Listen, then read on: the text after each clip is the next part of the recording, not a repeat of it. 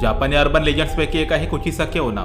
तिच्या दहशतीमुळे जपानमध्ये लोक रात्री एकट्याने फिरायला घाबरायचे.